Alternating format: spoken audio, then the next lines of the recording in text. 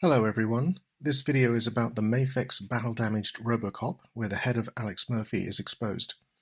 This won't be a conventional review looking at articulation and accessories, as there are already plenty of those around now, and I see no point in repeating what they've said.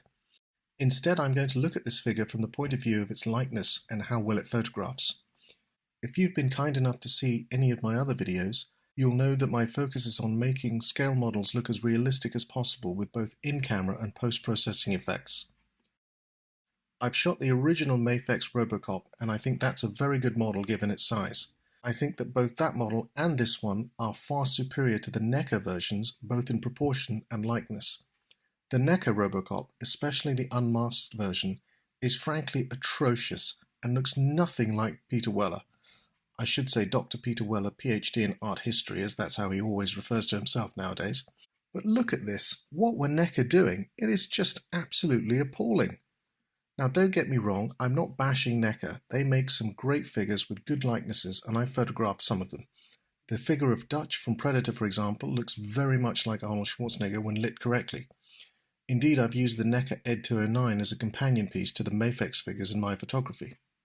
NECA are also bringing out their own version of Alex Murphy in his cop uniform before he becomes Robocop, and this actually looks quite convincing, although I have no idea why they insist on having this horrible texture on the face. It looks like he has some sort of skin disease. It's just awful. I tend to avoid photographing unmasked figures as the likeness is often poorly rendered on the plastic heads. Occasionally they are done convincingly well, such as this Mezco figure of John Bernthal's Punisher. This version of Alex Murphy's head from the first Robocop film is very good, and Mafex have done an excellent job with both the likeness and the details. I found that when lighting it, the images turn out to be very convincing. The body has about as much articulation as you would expect the cyborg character to have, although I do wish the butterfly joints at the shoulder extended out a little more to allow his arms to raise higher. There's also no bicep swivel, so I can't pose him reloading his gun.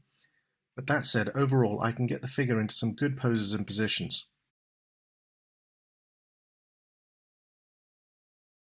Lighting the figure, I'm trying to create some depth on the face with shadows. The shadows can also help change the mood of an otherwise static facial expression.